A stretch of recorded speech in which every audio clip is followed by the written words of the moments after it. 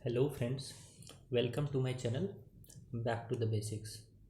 दोस्तों, इस चैनल पर मेरा मोटिव है to help you crack UPSC examination without fear, but to remove this fear you have to increase your efforts. दोस्तों, आज है 8 दिसंबर और आज मेरा मेंस का रिज़ल्ट आया है। फॉर्चुनेटली मेरा ये मेंस क्लियर हो गया है। तो आप सभी लोग जो मुझे बधाई वगैरह दे रहे थे, उन सभी को धन्यवाद करता हूँ। मेरी तबीयत थोड़ी सी नासाज है, लेकिन आज जो टॉपिक पर हम लोग एमसीक्यू सॉल्व करने वाले हैं वो टॉपिक है रिवॉल्यूशनरी एक्टिविज़म। तो जिन महापुरुषों के विषय में एमसीक्यू हम लोग सॉल्व करेंगे, उन लोगों ने अपनी जान की भी बाजी लगा दी। कितने लोगों को फांसी दे दी गई, कितने लोगों के दांत उखाड़ दिए गए। दोस्तों, काफ़ी कष्ट से भरे इन लोगों ने जीवन को व्यतीत किया है।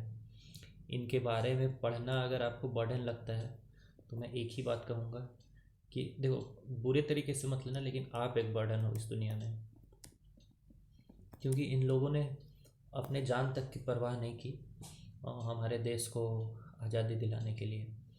और जो उनको बेहतर लगा इस देश के लिए, उसके लिए कोई भी जो सबसे अल्टीमेट सेक्रीफाइस है उसको देने के लिए भी उन्होंने एक मिनट भी नहीं सोचा। दोस्तों, खैर चलिए दोस्तों, मेरा नाम है आनंद मोहन। मैंने अभी तक यूपीएससी के 3 अटैम्प्ट्स दिए हैं। फॉर्चुनेटली तीनों बार ही मेरा प्रीलिम्स हो गया है और आज का रिजल्ट मिलाकर मेरा 2 बार मेंस भी हो गया है। अब मैं इस बार इंटरव्यू दूंगा। चलिए स्टार्ट करते हैं आज का वीडियो। तो रिवॉल्यूशनरी एक्टिविज़म के ऊपर हम लोग एमसीक्यू सॉल्व करेंगे। थोड़ा सा एनर्जी मेरी लो है, उसके लिए मैं माफ़ी चाहूँगा आप सभी से। आप लोग कमेंट कर करके बताइए कि कैसा लग रहा है आपको। चलिए, पहला क्वेश्चन है, with reference to the revolutionary activism in India consider the following statements. तो रिवॉल्यूशनरी एक्टिविज्म से रिलेटेड स्टेटमेंट्स दिए हुए हैं। पहला है, it was a violent movement based on mass activity. दोस्तों, जो रिवॉल्यूशनरी एक्टिविज्म था इंडिया में, उसकी प्रॉब्लम ये थी कि ये मासेस पर बेस्ड नहीं था, ये सर्टेन हीरोइक एक्टिविटीज़ पर था। मतलब एक दो आदमी जो है बम लेकर कहीं उड़ा दे रहे हैं, किसी को गोली मार दे रहे हैं, उस पर बेस्ड था। मास पर बेस्ड होता तो हम लोगों को इतने दिनों तक गुलाम रहना ही नहीं पड़ता। तो first statement is somewhat wrong. हाँ, कुछ लोगों ने कोशिश किया था, जैसे गदर पार्टी ने कोशिश किया था ये रिवॉल्यूशनरी एक्टिविज्म को मास बेस्ड बनाने का, बट ये मतलब मुझे बोलने में बुरा लग रहा है, बट ये फेल हो गया था दोस्तों। ठीक है, जो हिस्ट्री है उसे हम लोग बदल नहीं सकते, चाहे कितना भी बुरा लगे। तो first statement is actually wrong. दूसरा देखते हैं, it completely subsided with the abrogation of partition of Bengal. यानी बंगाल के पार्टीशन के बाद ये पूरी तरह से ख़त्म हो गया। ऐसा बिल्कुल नहीं दोस्तों, इनफैक्ट उसके बाद से ये और धीरे धीरे जोर पकड़ता गया दोस्तों। तो यहाँ पर राइट आंसर हो जाएगा आपका D, none of the above. बहुत सिंपल सा क्वेश्चन है, पढ़ लीजिए आप लोग। देखिए, 1905 से के आसपास जो बंगाली विभाजन होता है, और 1912 में क्या करते हैं, ये लॉर्ड हार्डिंगे के ऊपर रास बिहारी बोस और सचिन सान्याल ये बम मार देते हैं दोस्तों। ठीक है, हालांकि ये लॉर्ड हार्डिंगे मरता नहीं है। इंडियन रिवॉल्यूशनरी की ये थोड़ी सी कह लीजिए बैड लक है कि वो लोग जिसे मारने जाते हैं उसके अलावा कोई और मर जाता था बेचारा। ठीक है, लेकिन क्या कर सकते हैं, वो लोग भी काफ़ी रिस्क में लेकर के चीज़ें करते थे। चलिए सेकेंड क्वेश्चन देखते हैं दोस्तों।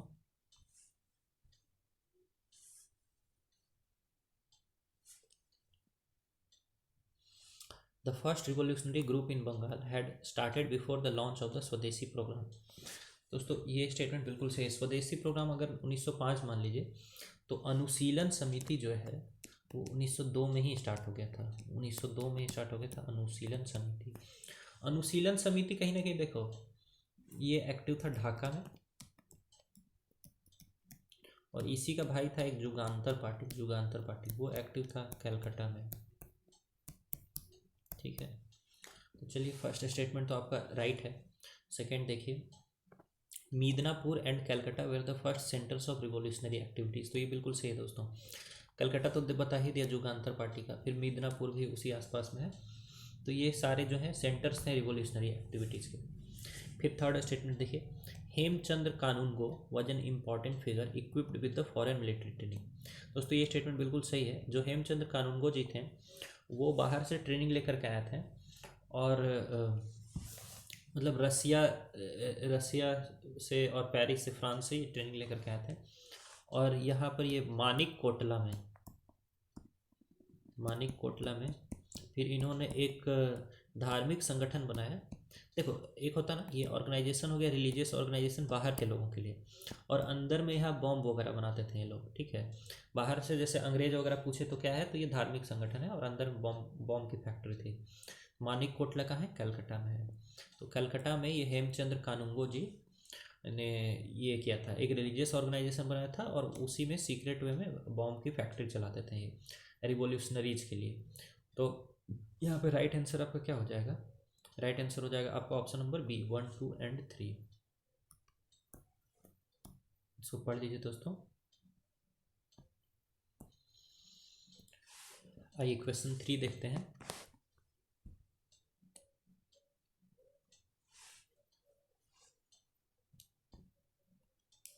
युगांतर was started by the inner circle of the Calcutta Anushilan समिति।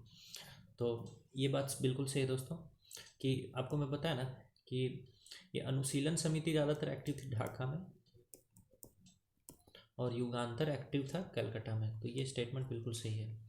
फिर देखिए, the Manik Kotla bomb conspiracy was directly link to the Barrah dacoity. दोस्तों, जो मानिक कोटला कहाँ पे है, मैंने आपको बताया कलकत्ता में है, ठीक है। बाड़ा डकैती अंजाम दिया गया था ये ढाका अनुशीलन समिति के द्वारा, ढाका अनुशीलन समिति के द्वारा। तो क्या दोनों डायरेक्टली रिलेटेड हो गए? नहीं हो गए ना, ठीक है। ये मानिक कोटला है कलकत्ता में, कलकत्ता यानी कि आपका हो गया ये जुगांतर वाला ग्रुप, जुगांतर ग्रुप। और 12 डकैती हुआ है ढाका अनुशीलन समिति के द्वारा, ठीक है। तो second is actually incorrect. Right answer क्या हो जाएगा? ऑप्शन नंबर ए, 3 का 1 ओनली। सॉरी, बहुत ज़्यादा मैं आपको डिटेल में और बहुत ज़्यादा एनर्जेटिक में मैं एक्सप्लेन नहीं कर रहा हूँ, उसके लिए मैं माफ़ी चाहता हूँ। चलिए क्वेश्चन नंबर 4 देखते हैं दोस्तों।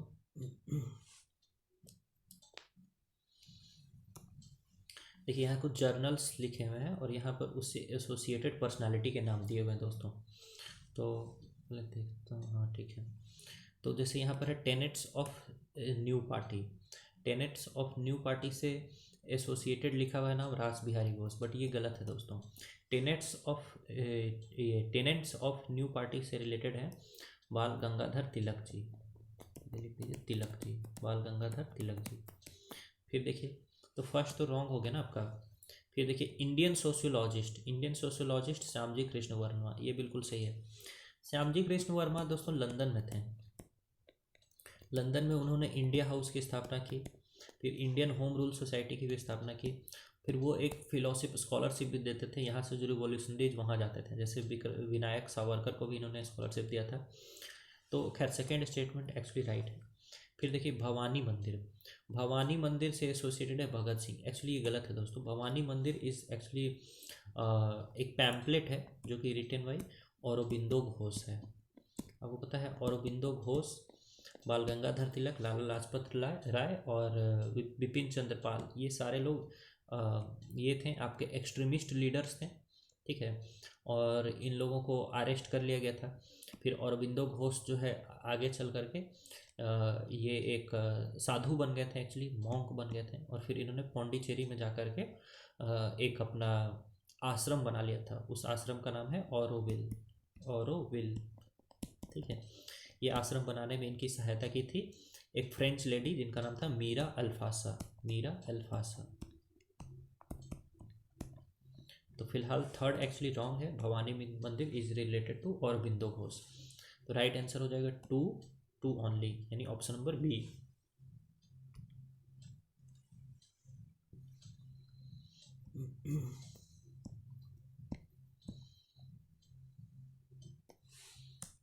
आइए फिफ्थ क्वेश्चन देखते हैं दोस्तों। In the context of the revolutionary activity outside India, India से बाहर जो रिवोल्यूशनरी एक्टिविटीज़ हो रही थी उससे रिलेटेड स्टेटमेंट्स है। India House and the Indian Home Rule Society was started by Vinayak Damodar Savarkar, ये गलत है दोस्तों। ये दोनों स्टार्ट किए गए थे, आपको पता ही है, श्यामजी कृष्ण वर्मा के द्वारा, ठीक है। फिर देखिए Savarkar was transported for life in the Nashik conspiracy case. तो ये सही बात है, विनायक सावरकर को लाइफ टाइम जो ये मिला था, काला पानी की सज़ा मिली थी, वो इसी के लिए मिली थी दोस्तों, नासिक कॉन्स्पिरेसी केस के कारण ही मिली थी। तो सेकंड एक्चुअली राइट है। फिर देखिए Sohan Singh Bhakna started the revolutionary movement for Canada.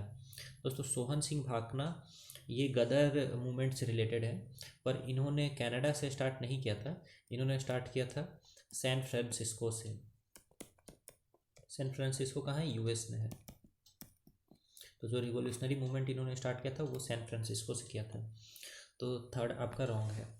हर एक रिवॉल्यूशनरी अगर इंडिया में है तो किस स्टेट में से रिलेटेड है, इंडिया से बाहर है तो किस कंट्री से रिलेटेड है, ये आपको एक तरीके से याद रहना चाहिए दोस्तों।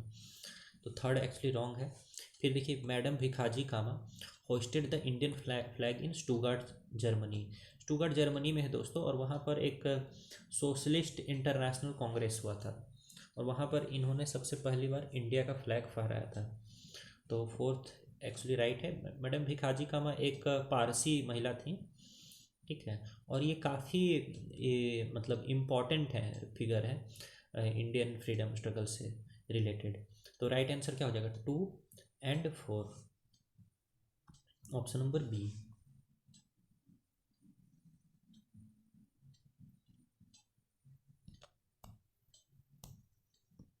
सो देख लीजिए दोस्तों।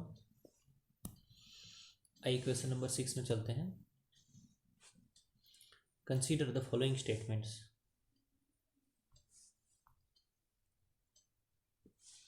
क्या स्टेटमेंट्स दिए हुए हैं?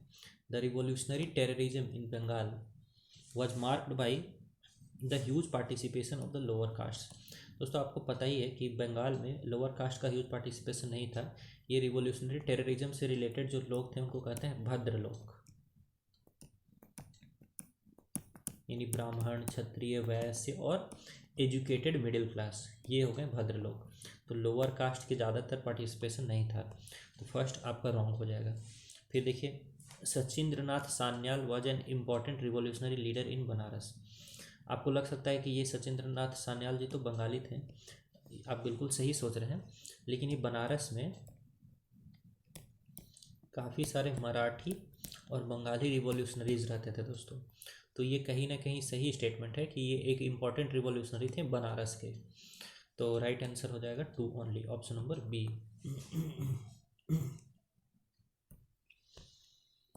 सो पढ़ लीजिए दोस्तों।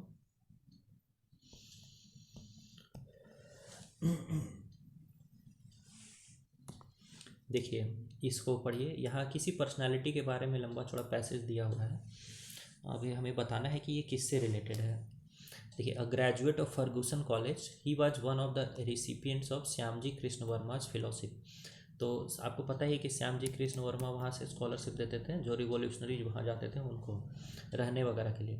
ही was deeply inspired by the ideas of Mazzini. Mazzini कौन है? गिसप मैजिनी, जो इटालियन यूनिफिकेशन से रिलेटेड है, and even founded societies on those lines, ठीक है। He founded the free India Society to inspire the people to rise against the British rule, ठीक है। Which of the below mention, ये किस इंसान के बारे में कहा जा रहा है? देखिए दोस्तों गिसप मैजिनी ने स्टार्ट किया था एक ऑर्गेनाइजेशन जिसका नाम था यंग इटली। ये एक सीक्रेट सोसाइटी थी, और ये जो पूरा पैसेज कहा जा रहा है, ये कहा जा रहा है कहीं ना कहीं विनायक सावरकर के बारे में। सावरकर ने भी अभिनव भारत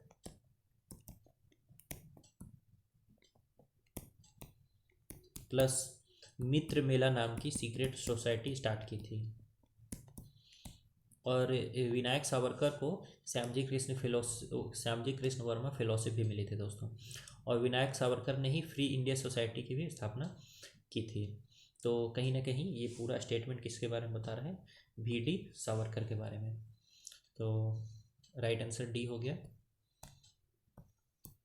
तो पढ़ लीजिए।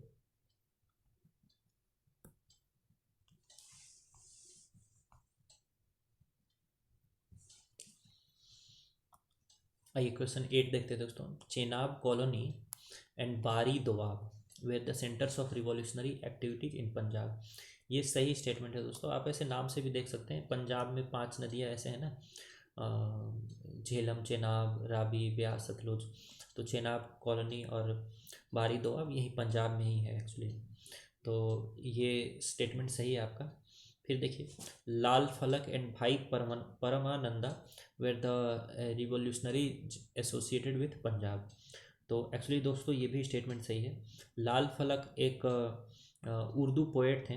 फिर भाई परमानंदा, लाला लाजपत राय, अजीत सिंह जो कि आई थिंक भगत सिंह के चाचा जी थे, ये सारे लोग जो हैं एक ही टाइम के हैं और ये सारे लोग जो है पंजाब में रिवॉल्यूशनरी एक्टिविटीज़ कर रहे थे। फिर देखिए, Lala Hardayal and Madan Lal Dhingra were linked to the activities of the India House. India House क्या है? वही श्यामजी कृष्ण वर्मा ने स्टार्ट किया था ना लंदन में, वही है इंडिया हाउस। और उसी से एसोसिएटेड हैं ये है लाला हरदयाल और मदन लाल ढींगरा भी। तो ये भी स्टेटमेंट आपका राइट है दोस्तों। ठीक है, तो राइट आंसर क्या हो जाएगा? Option number D, 1, 2 and 3। तो देख लीजिए।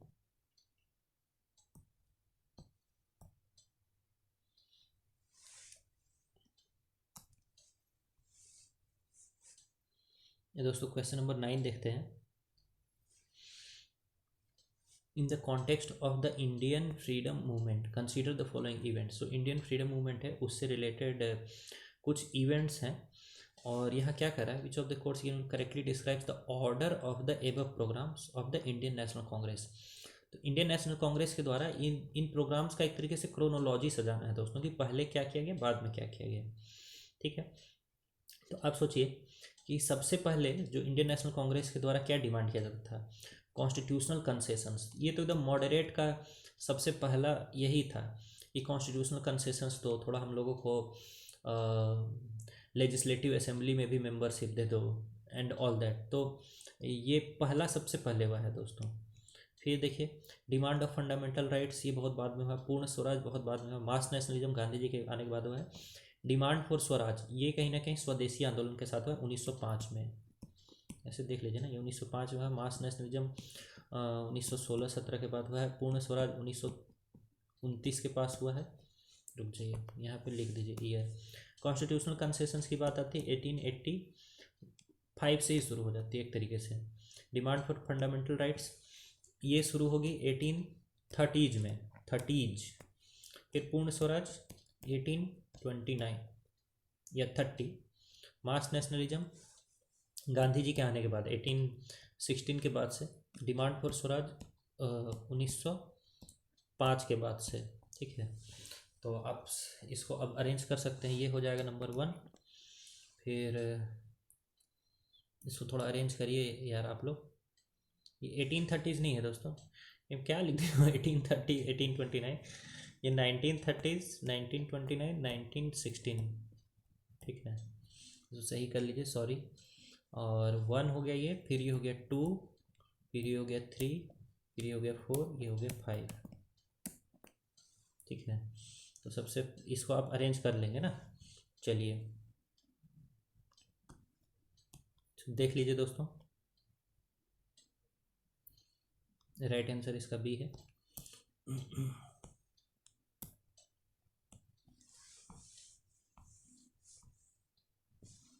ये दोस्तों क्वेश्चन 10 में चलते हैं। Virendra Nath Chattopadhyay played an important role in the formulation of the Zimmermann plan. Zimmermann plan जिसको इंडो जर्मन कंस्पिरेसी भी बोलते हैं दोस्तों। तो उसमें जैसे वर्ल्ड वॉर 1 के बाद जो हुआ ना, वर्ल्ड वॉर 1 के बाद बहुत सारे इंडियन सोल्जर्स को जर्मनी ने जो कैप्चर कर लिया था, उन लोगों को यूज करके इंडिया के अगेंस्ट रिबेलियन करने का, यानी ब्रिटिशर्स के अगेंस्ट रिबेलियन करने का प्लान था। उसमें ये जो जर्मन लीडर्स थे और ये वीरेंद्र नाथ चट्टोपाध्याय, ये लोग मिले जुले थे। तो ये स्टेटमेंट आपका एक्चुअली सही है दोस्तों। फिर देखिए दूसरा, देखिए, a provincial Indian government was established in Kabul with the help of Lala Lajpat Rai. दोस्तों बहुत सारे प्रोविंशियल इंडियन गवर्नमेंट बनाए गए थे ये रिवॉल्यूशनरीज के द्वारा। मतलब वो एक रिकॉग्नाइज्ड गवर्नमेंट नहीं थी, वो छुपी छापी सरकार थी। मतलब उसको रिवॉल्यूशनरीज मान्यता देते थे कि ये एक रियल सरकार है, बट ऐसा कुछ था नहीं। तो खैर, तो उसी तरीके का एक सरकार बनाया गया था काबुल में भी, लेकिन इसके हेड लाला लाजपत राय के अंदर में इनको नहीं बनाया गया था। ये बनाया गया था महेंद्र प्रताप सिंह के अंदर अंतर्गत। महेंद्र प्रताप सिंह के अंदर। देखिए जो NCERT है और आपका वो कौन सा बुक है, स्पेक्ट्रम, उसको इतनी बार पढ़िए कि कुछ भी भूलने की बात ऑप्शन रहे ही ना आपके पास। तो सेकेंड एक्चुअली यहाँ गलत हो जाएगा ना, राइट आंसर क्या हो जाएगा, A1 ओनली। तो पढ़ लीजिए दोस्तों। आइए क्वेश्चन 11 में चलते हैं।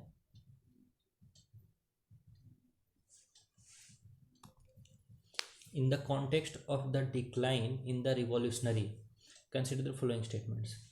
तो अब कह रहा है कि विच of the above statements responsible for the decline in revolutionary terrorism. तो रिवॉल्यूशनरी जो एक्टिविटीज़ थी उसके डिक्लाइन होने के क्या क्या कारण हैं after the before the end of world war one के एंड होने से पहले।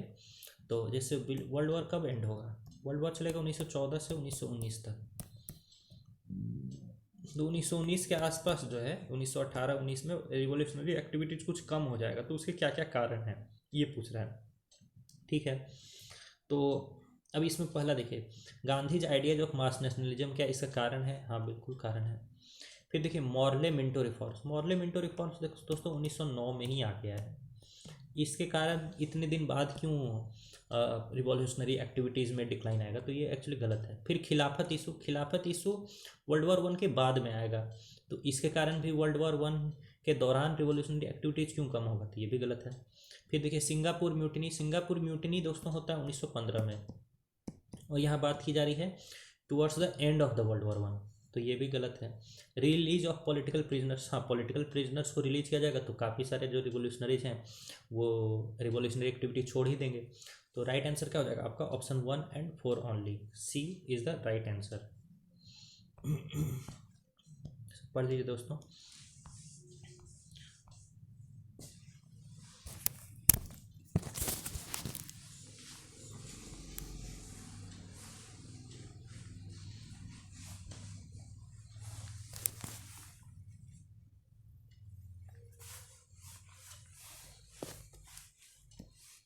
चलिए आइए क्वेश्चन नंबर 12 देखते हैं।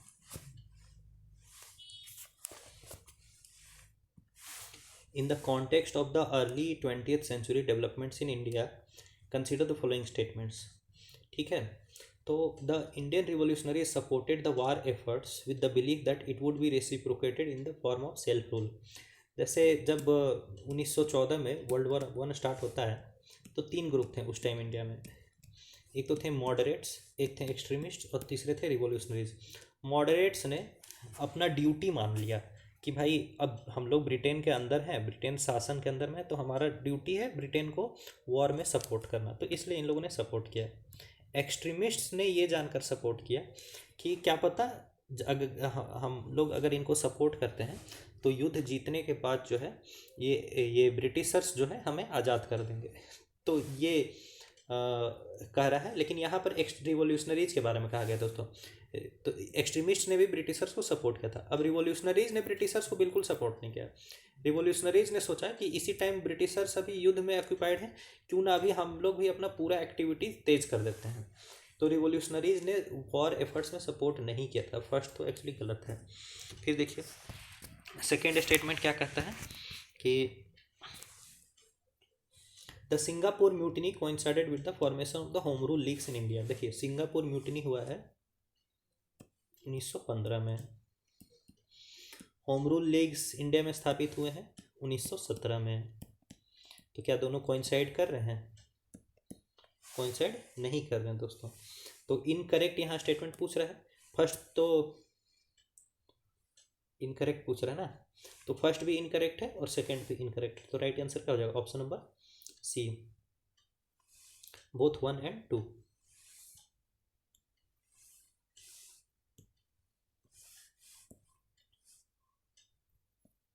तो पढ़ लीजिए दोस्तों। आइए यहाँ पर एक लंबा चौड़ा पैसेज लिखा हुआ है किसी पर्सनालिटी के विषय में। दोस्तों जैसे ही इस पैसेज का आंसर मिल जाएगा हम लोग आंसर मार करके आगे बढ़ जाएंगे, और बाकी डिटेल में आप उसको पढ़ लेना, ठीक है। जैसे नेशनलिस्ट लीडर है, associated with Indian National Congress है, ठीक है, सिंस इट्स इंसेप्शन, वो actively participated in the social and political advancement of the country. अच्छा ठीक है, he led the foundation of the Gyan Prasarak मंडली। बस ये जो ज्ञान प्रसारक मंडली है दोस्तों, ये एसोसिएटेड है दादा भाई नौरोजी से रिलेटेड। ज्ञान प्रसारक मंडली के तहत जो एडल्ट थे, एक तो बच्चों को पढ़ाना और एक एडल्ट जो कि बचपन से नहीं पढ़ पाए किसी कारण से, तो उनको एजुकेट करने का, लिटरेट करने का काम करती थी ये ज्ञान प्रसारक मंडली। और ये स्थापना की थी दादा भाई नौरोजी ने। तो खैर यहाँ राइट आंसर क्या हो जाएगा आपका? ऑप्शन नंबर बी, दादा भाई नौरोजी। बाकी दादा भाई नौरोजी के बारे में आपको विशेष जानकारी प्राप्त करनी ही चाहिए। यहाँ से प्राप्त कर लेते हैं। दादा भाई नौरोजी को कहा जाता था grand old man of India, यानी दद्दू। ठीक है। फिर सेकेंड प्रेसिडेंट ऑफ कांग्रेस थे ये, 3 बार ये इलेक्ट हुए थे प्रेसिडेंट ऑफ कांग्रेस। फिर देखिए इन्होंने ज्ञान प्रसारक मंडली की स्थापना की थी। फिर गर्ल्स हाई स्कूल की भी स्थापना की थी बॉम्बे में। इन्होंने एक बुक भी लिखी थी, poverty and un British rule in India, जिसमें कि इन्होंने ड्रेन थ्योरी को समझाया था। फिर वहाँ लंदन में ये London Indian association and east Indian association में भी ये फाउंडिंग मेंबर थे दोस्तों। तो ये है हमारे दादा भाई नौरोजी यानी कि दद्दू। चलिए दोस्तों क्वेश्चन नंबर 14 देखते हैं। Which of the events occurred during the active phase of the revolutionary movement? 1907 से 1917 के बीच में क्या क्या हुआ, मतलब इस पीरियड में क्या क्या हुआ, यही पूछ रहा है दोस्तों। फॉर्मेशन ऑफ हिंदू महासभा, तो हिंदू महासभा कब हुआ था? इसका फॉर्मेशन हुआ था 1915 में। सेपरेट मुस्लिम इलेक्टोरेट आया है आपका मॉर्ले मिंटो रिफॉर्म के साथ 1909 में। फिर देखिए पंजाब हिंदू सभा, इसका फॉर्मेशन किया गया था 1909 में। ठीक है, 1909 में इसका फॉर्मेशन किया गया था लालचंद और UN मुखर्जी के द्वारा। लालचंद ये सब रिलेटेड आपका ये भी याद रखना, लालचंद वगैरह एसोसिएटेड थे आर्य समाज से भी। ठीक है, लेकिन वो सब छोड़िए। पंजाब हिंदू सभा की स्थापना हुई है 1909 में, और राष्ट्रीय स्वयंसेवक संघ की स्थापना हुई 1925 में। अब बता दीजिए कि 1907 से 1917 के बीच में क्या क्या हुआ है। तो ये तीनों इवेंट इस बीच में हुए हैं, यानी 1, 2 and 3 only. Option number B is the right answer. So पढ़ लीजिए दोस्तों।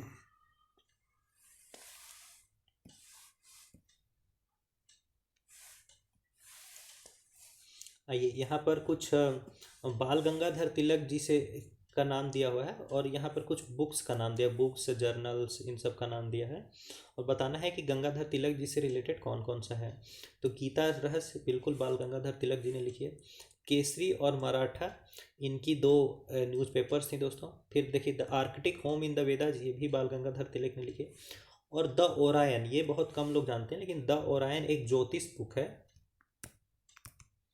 मतलब उस टाइप का ज्योतिष बुक नहीं जो आप समझ रहे हैं। इस बुक के अंतर्गत गंगाधर तिलक जी ने वेदों का एज बताने की कोशिश की है कि वेद कितने पुराने हैं। तो ये भी गंगाधर तिलक के द्वारा ही लिखी गई। इसके बारे में बहुत कम लोगों को पता होता है, लेकिन आपको स्पेक्ट्रम में आसानी से मिल जाएगा ये सारा ही इंफॉर्मेशन। तो राइट आंसर इसका क्या हो जाएगा? Option number D, all of the above. So पढ़ लीजिए दोस्तों।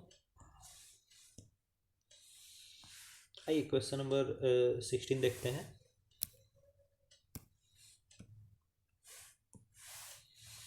Consider the following statements regarding the Alipore bomb case 1908। आपको पता ही अलीपुर पे क्या होता है, वो भागलपुर का एक जो जज था किंग्सफोर्ड डगलस, उस पर बम फेंक दिया था ये प्रफुल्ला चाकी ने और खुदीराम बोस ने। और ये लोग रिलेटेड थे किससे? अनुशीलन समिति से। ठीक है, तो प्रफुल्ला चाकी और खुदीराम बोस ने इन पर बम फेंक दिया था। अब देखिए revolutionaries who threw the bomb were Prafulla Chaki and Aurobindo Ghosh, नहीं खुदीराम बोस। ठीक है, तो first statement is actually wrong. फिर all the members who were tried in the case were members of Anushilan Samiti इन कलकत्ता। दोस्तों ये स्टेटमेंट बिल्कुल सही है, ये अनुशीलन समिति के ये सारे मेंबर्स ही थे। फिर देखिए CR दास जो चित्तरंजन दास जी हैं, he defended Aurobindo Ghosh who was acquitted of all the charges due to lack of evidence.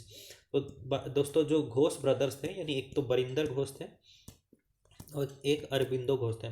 तो अरबिंदो घोष को तो हर एक मतलब उनके ऊपर जितने भी चार्जेस थे वो सारे वापस ले लिए गए थे, क्योंकि कोई भी एविडेंस नहीं मिला था। लेकिन बरिंदर घोष को फांसी की सज़ा दे दी गई थी। हालांकि बाद में इस सज़ा को बदल करके लाइफ टाइम इनको देश से बाहर का करने का सज़ा मिल गया था, मतलब लाइफ टाइम कैद था लेकिन इंडिया से बाहर ही रहना था ऐसे करके। तो चलो ये स्टेटमेंट भी आपका क्या हो गया, सही हो गया, क्योंकि CR दास ने ही केस लड़ा था इनका। तो option 2 and 3 only is the right answer. दोस्तों आई थिंक आपको आज मज़ा नहीं आ रहा होगा, सॉरी यार, एक्चुअली अंदर से वो जो एनर्जी है होती है वो फील नहीं हो पा रही है मुझे, तो काफ़ी ज़्यादा फीवर और थोड़ा लूज मोशन का मेरे ऊपर प्रकोप है अभी, इसलिए थोड़ा माफ़ कर दीजिएगा। चलिए क्वेश्चन नंबर 17 देखते हैं दोस्तों। जिमरमैन प्लान, ये मैंने आपको बताया कि जिमरमैन प्लान क्या है, is related to which of the following, ठीक है। तो जिमरमैन प्लान क्या था कि a violent uprising to overthrow the British rule, तो यही था प्लान। हालांकि उतना प्लान एग्जीक्यूट नहीं हो पाया था, बट यही था प्लान। इसमें वो जर्मनी के कुछ लीडर्स थे एसोसिएटेड, ठीक है, और वहाँ के कुछ जो प्रिजनर्स ऑफ वॉर हैं उन लोगों की हेल्प से ये ब्रिटिश रूल को उखाड़ फेंकने की षड्यंत्र रची जा रही थी। इसको इंडो जर्मन कॉन्स्पिरेसी बोलते हैं दोस्तों। तो Zimmerman plan option number A is the right answer. बाकी ये US trial of Ghadar leaders नहीं है, ठीक है, बाकी तो कट ठीक है। 17 का A is the right answer.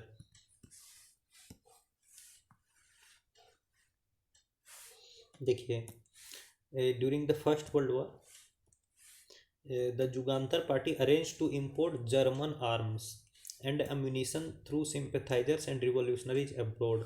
Jatin asked Ras Bihari Bose to take charge of Upper India and aimed to bring about an all-India insurrection in what has come to be called the German plot or the Zimmermann plan. यहाँ से हथियार वगैरह मंगाने की साजिश थी दोस्तों।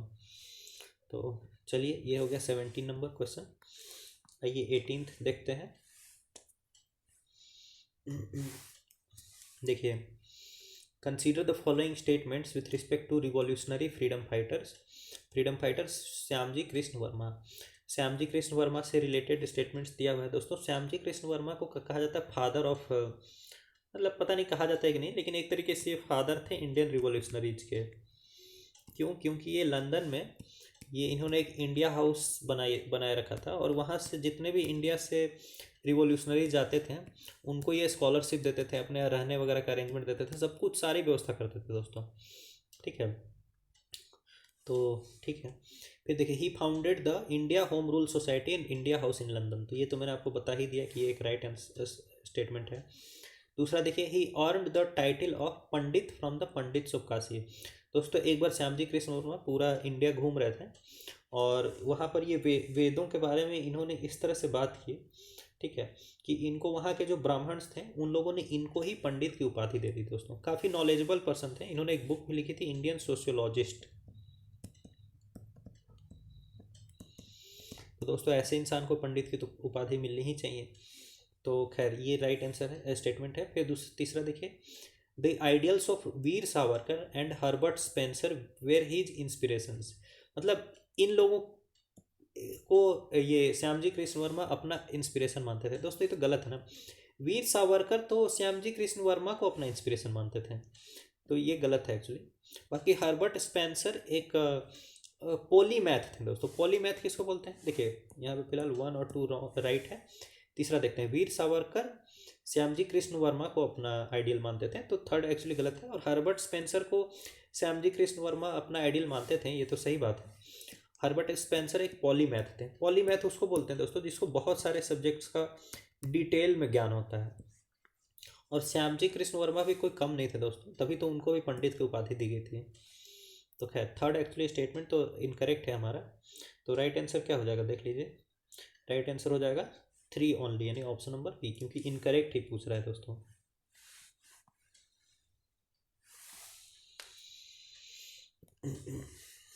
तो पढ़ लीजिए दोस्तों। आइए फिर यहाँ पर एक बड़ा सा पैसेज दिया हुआ है किसी के विषय में, हम लोग को आइडेंटिफाई करना है पर्सनैलिटी।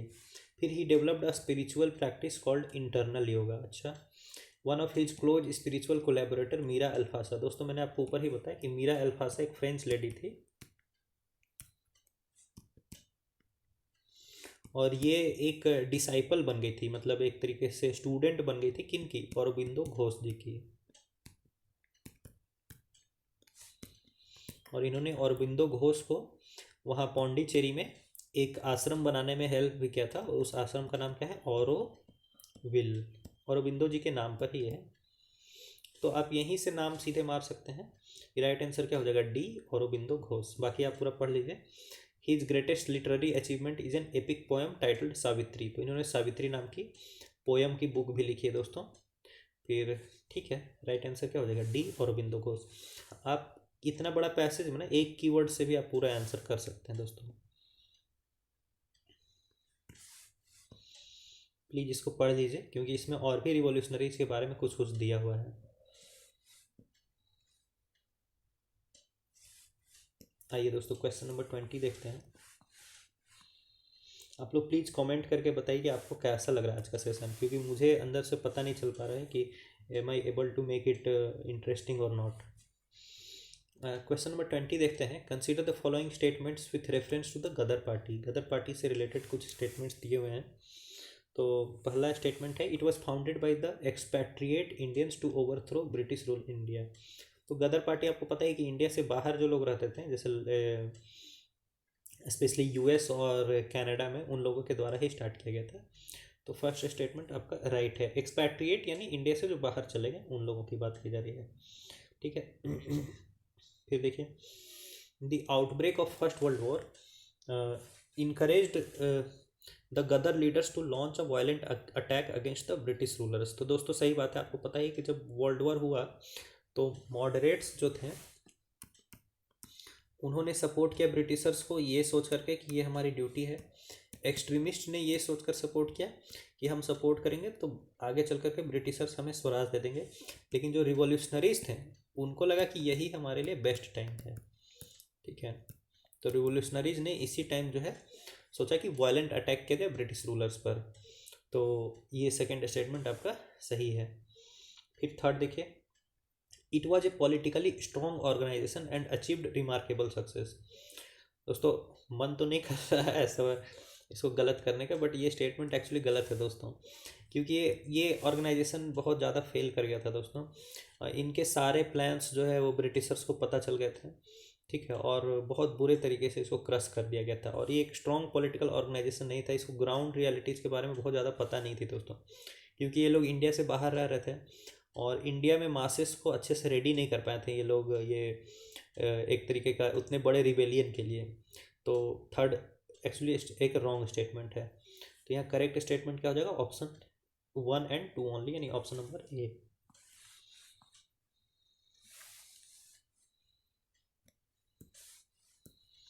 तो पढ़ लीजिए। आइए क्वेश्चन 21 देखते हैं। Consider the following statements about the Komagata Maru incident. जो कोमागाता मारू इंसिडेंट है उससे रिलेटेड कुछ स्टेटमेंट्स दिया हुआ है दोस्तों। कोमागाता मारू क्या था? एक जहाज़ था। वो जहाज़ था, ये आपका जापान का जहाज़ था।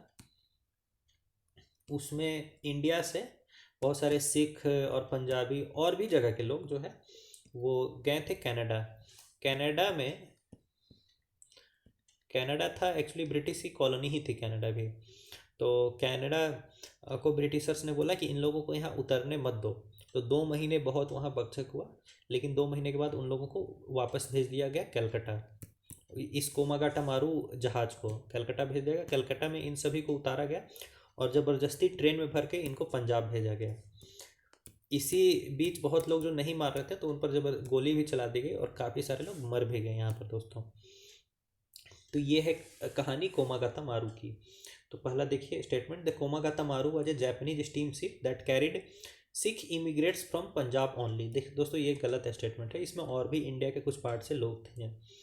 तो फर्स्ट स्टेटमेंट आपका रॉन्ग है। फिर देखिए, the passengers were denied entry into Canada and the ship was forced to return to Karachi in the erstwhile Punjab. दोस्तों शिप को जो है कराची नहीं रिटर्न किया गया था, उसको रिटर्न किया गया था कलकत्ता। मैंने आपको बताया ही कि उसको कलकत्ता रिटर्न किया गया था। तो सेकंड स्टेटमेंट भी आपका रॉन्ग है दोस्तों। तो राइट आंसर क्या हो जाएगा? Option number D, neither 1 nor 2।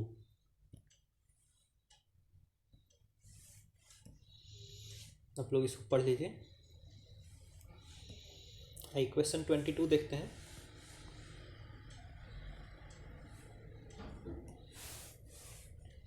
Consider the following statements about the Berlin committee in Europe.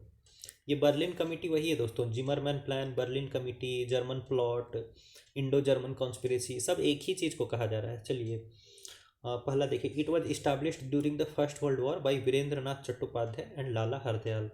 दोस्तों ये स्टेटमेंट बिल्कुल सही है, ये तो मैंने आपको ऊपर भी बताया ही था कि वीरेंद्र नाथ चट्टोपाध्याय, लाला हरदयाल, ये लोग एसोसिएटेड थे उससे। प्लान ये था कि वहाँ से आर्म्स वगैरह मंगा करके इंडियन लोगों को देना है और ब्रिटिशर्स के खिलाफ उनको लड़वाना है। फिर देखिए, it is also known as the Indian independence committee. तो दोस्तों ये बात सही है, इसको जो है इंडियन इंडिपेंडेंस कमेटी भी कहा जाता था। फिर देखिए, it aimed to mobilise South Asian prisoners of war in Germany against colonial rule in India. ये भी सही बात है, जो वर्ल्ड वॉर वन में जो इंडिया के प्रिजनर्स थे और भी कुछ इधर आपके स्विट्ज़रलैंड वगैरह के, या स्विट्ज़रलैंड नहीं सॉरी सिंगापुर वगैरह के जो प्रिजनर्स थे, उन लोगों को ब्रिटिशर्स के खिलाफ लड़वाने का प्लान था दोस्तों। तो सिंगापुर तो यूरोप में है, ये सॉरी स्विट्ज़रलैंड यूरोप में है, सिंगापुर की बात की जा रही है, ये जो साउथ ईस्ट एशिया में है। तो खैर ये भी सही स्टेटमेंट है, क्योंकि जो प्रिजनर ऑफ वॉर्स थे फर्स्ट वर्ल्ड वॉर के, उन लोगों को ब्रिटिशर्स के खिलाफ लड़वाने का प्लान था। तो इनकरेक्ट तो इसमें एक भी है ही नहीं, तो राइट आंसर क्या हो जाएगा, option number D, none of the above. So please पढ़ लीजिए।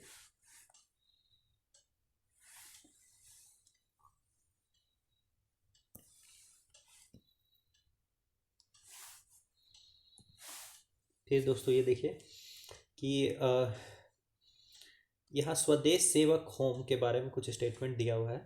देखिए, Swadesh Sevak home was set up by G D Kumar in Vancouver on the lines of India House in London. India House क्या था, इंडिया हाउस वही था, श्यामजी कृष्ण वर्मा ने जो स्टार्ट किया था इंडियन रिवॉल्यूशनरीज के लिए लंदन में।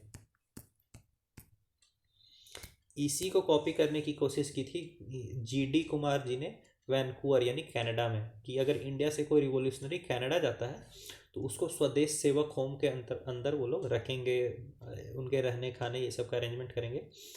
तो ये स्टेटमेंट सही है। स्वदेश सेवक होम किसके द्वारा सेटअप किया गया था, जी.डी. कुमार जी के द्वारा किया गया था वैनकूवर में। फिर देखिए, Taraknath Das published a Gurmukhi paper called Swadesh Sevak. दोस्तों ये गलत है, स्वदेश सेवक जो पेपर है इसको भी पब्लिश किया था जी.डी. कुमार जी ने ही। तो जी.डी. कुमार ने स्वदेश सेवक होम की स्थापना की थी वैनकूवर में, और जी.डी. कुमार ने ही स्वदेश सेवक नाम का पेपर भी चलाया था। तो सेकेंड स्टेटमेंट आपका यहाँ पे क्या हो जाएगा, गलत हो जाएगा।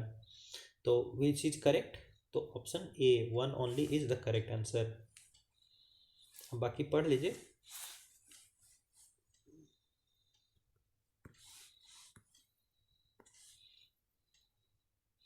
सो प्लीज़ पढ़ लीजिए, वैसे मैंने आपको डिस्कस कर दिया है इसका answer.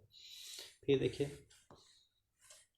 24th question, who among the following established a secret organisation of the revolutionaries known as Mitra Mela. मैंने आपको बताया था कि मित्र मेला, फिर अभिनव भारत, ये सब जो है गीसप मैजिनी से इंस्पायर्ड हो। गीसप मैजिनी ने क्या स्टार्ट किया था, यंग इटली, तो यंग इटली से और गीसप मैजिनी से इंस्पायर्ड होकर के मित्र मेला और अभिनव भारत नाम की जो सीक्रेट सोसाइटीज़ थी ये स्थापित किया था विनायक दामोदर सावरकर जी ने। तो 24 का राइट आंसर क्या हो जाएगा, ए, विनायक दामोदर सावरकर।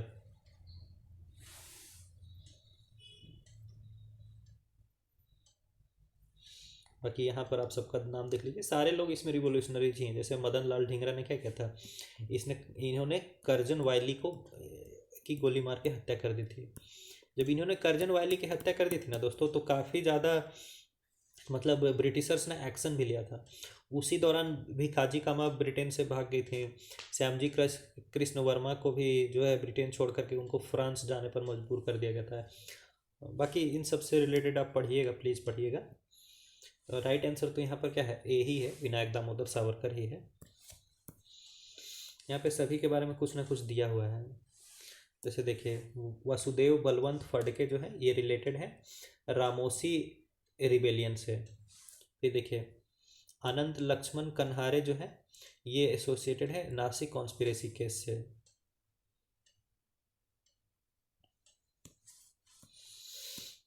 पढ़ लीजिए इसको। आइए क्वेश्चन 25 देखते हैं। Consider the following statements about the Abhinav Bharat society. Abhinav Bharat भी किसने स्थापना की थी? वही विनायक दामोदर सावरकर जी ने ही की थी।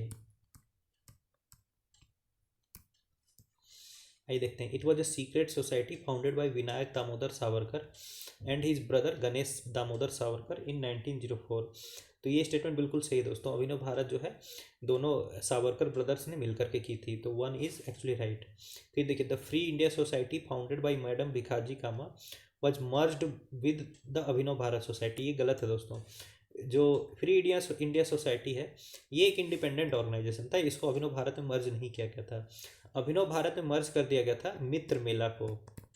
मित्र मेला अभी ये विनायक सावरकर का ही एक दूसरा ऑर्गेनाइजेशन था, जिसको कि मर्ज कर दिया गया था इसमें अभिनव भारत में बाद में। तो सेकंड स्टेटमेंट आपका गलत है। राइट आंसर क्या हो जाएगा? ए, वन ओनली।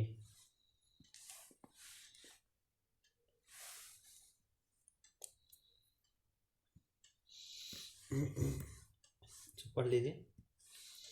आइए क्वेश्चन 26 देखते हैं दोस्तों।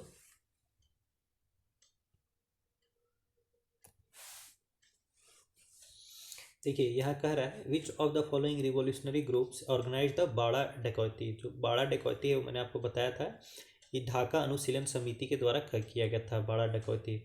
इससे रिलेटेड जो फिगर है उनका नाम है पुलिन बिहारी दास। बाड़ा डकैती कब हुआ था? 1908 में हुआ था दोस्तों। इन सभी इवेंट्स के बारे में आप प्लीज़ डिटेल में पढ़िएगा। थोड़ा थोड़ा विकीपीडिया पेज पे जाएंगे ना, उसके बाद पढ़ लेंगे तो दिमाग में आपके छपने लगेगा। बुक से तो आप पढ़ते ही हैं, बट उसको थोड़ा साइड से भी पढ़िए। तो 26 का ए है इज़ द राइट आंसर।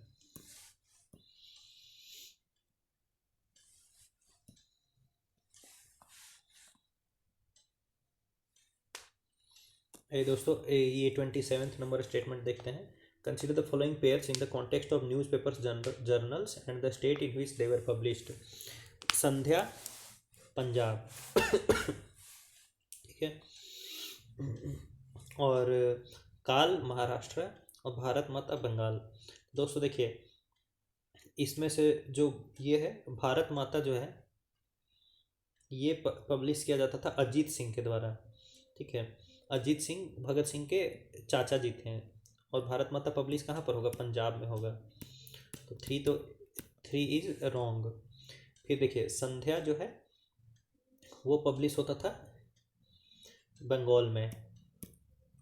संध्या और जुगांतर ये पब्लिश होता था बंगाल में, तो वन भी रॉन्ग है। फिर जो काल जो है वो आपका महाराष्ट्र में ही पब्लिश होता था, तो टू एक्चुअली राइट हो गया आपका। तो संध्या पब्लिश होगा बंगाल में, भारत माता अजीत सिंह के द्वारा पब्लिश होगा पंजाब में, और काल पब्लिश होगा महाराष्ट्र में। तो राइट आंसर आपका क्या हो गया? Option number C, two only.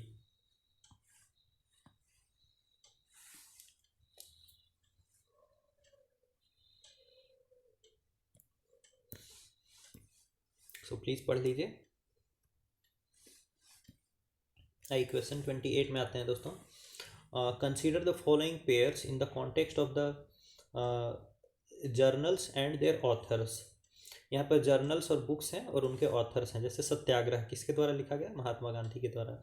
ये बिल्कुल सही बात है दोस्तों। फिर जुगांतर लिखा है बरिंदर कुमार के द्वारा दोस्तों, तो ये बात सही है। जुगांतर जो है बरिंदर कुमार घोष, ये औरबिंदो घोष के भाई थे, तो इन्हीं के द्वारा लिखा गया है जुगांतर।